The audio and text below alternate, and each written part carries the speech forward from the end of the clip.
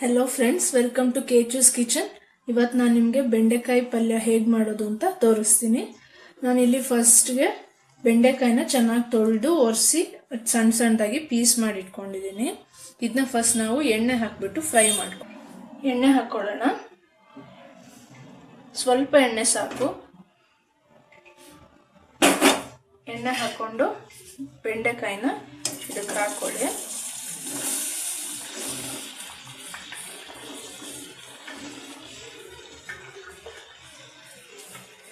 ಈಗ ಬೆಂಡೆಕಾಯಿ ಚೆನ್ನಾಗಿ ಫ್ರೈ ಆಗಬೇಕು.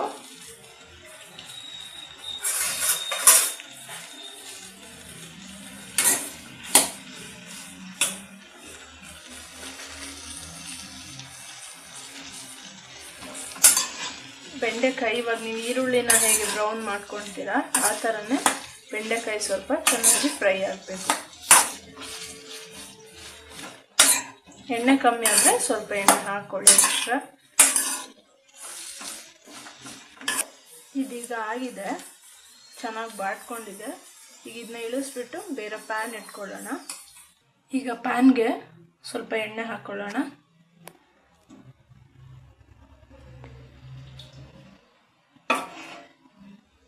ಎಣ್ಣೆ ಬಿಸಿಯಾಗಿದೆ. ಇದಕ್ಕೆ ಸ್ವಲ್ಪ ಜೀರಿಗೆ,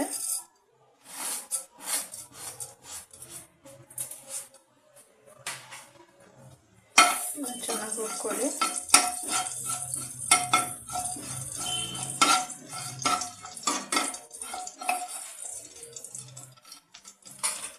ಆಮೇಲೆ ಕರಿಬೇವು,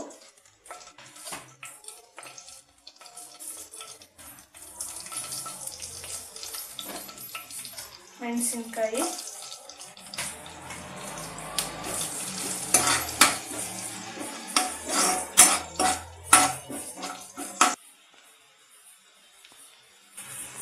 ಈಗ ಇದಕ್ಕೆ ಒಂದು ಹೆಚ್ಚಿರೋ ಟೊಮ್ಯಾಟೊ ಹಾಕ್ಕೊತೀನಿ. ಮೀಡಿಯಂ ಸೈಜ್ ಒಂದು ಟೊಮ್ಯಾಟೊ ಸಾಕು.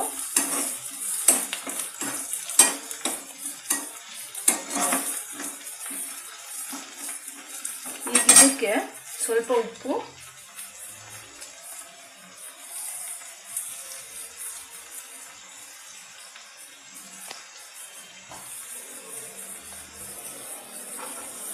ಹಾಕೊಳ್ಳಿ.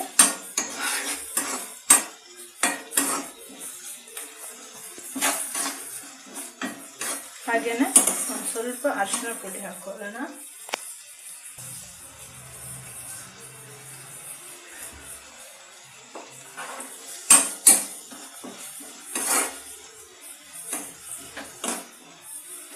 ಟೊಮ್ಯಾಟೊ ಸ್ವಲ್ಪ ಬಾಡಲಿ. ಇವಾಗ ಇದಕ್ಕೆ 1.5 ಸ್ಪೂನ್ ಗರಂ ಮಸಾಲ ಪೌಡರ್ ಹಾಕ್ಕೊಳ್ಳೋಣ. 1.5 ಸ್ಪೂನ್ ಧನಿಯಾ ಪುಡಿ, 1 ಸ್ಪೂನ್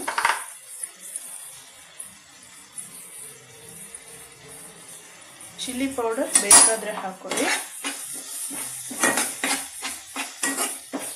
ಚೆನ್ನಾಗಿ ಮಿಕ್ಸ್ ಮಾಡ್ಕೊಳ್ಳಿ. ಬೆಂಡೆಕಾಯಿ ಇದು ಪಲ್ಯ ಚಪಾತಿಗೆ, ದೋಸೆಗೆ, ರೊಟ್ಟಿಗೆ ಎಲ್ಲ ತುಂಬ ಚೆನ್ನಾಗಿರುತ್ತೆ. ರೈಸ್ಗೂ ನೆಂಚ್ಕೋಬೋದು ನೀವು.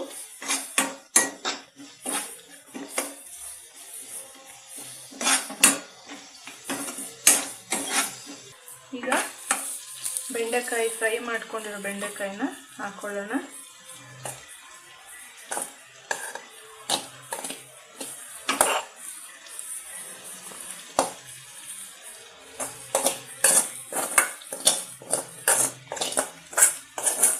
ಇದು ಆಲ್ರೆಡಿ ಬೆಂದಿದೆ. ಇನ್ನೊಂದು ಸ್ವಲ್ಪ ಹೊತ್ತು ಇಟ್ಟರೆ ಸಾಕು.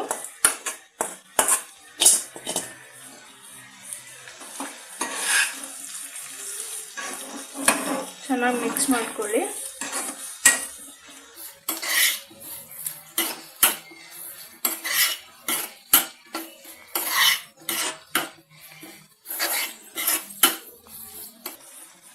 ಇದೀಗ ಆಗಿದೆ, ಆಫ್ ಮಾಡ್ಕೊಳ್ಳೋಣ.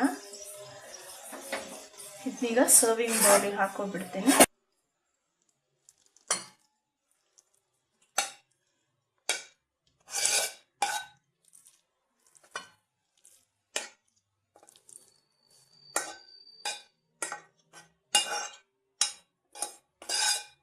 ಬೆಂಡೆಕಾಯಿ ಪಲ್ಯ ಇಷ್ಟ ಆಗಿದ್ದರೆ ನನ್ನ ವಿಡಿಯೋನ ಲೈಕ್ ಮಾಡಿ, ಹಾಗೆಯೇ ನನ್ನ ಚಾನಲ್ನ ಸಬ್ಸ್ಕ್ರೈಬ್ ಮಾಡಿ.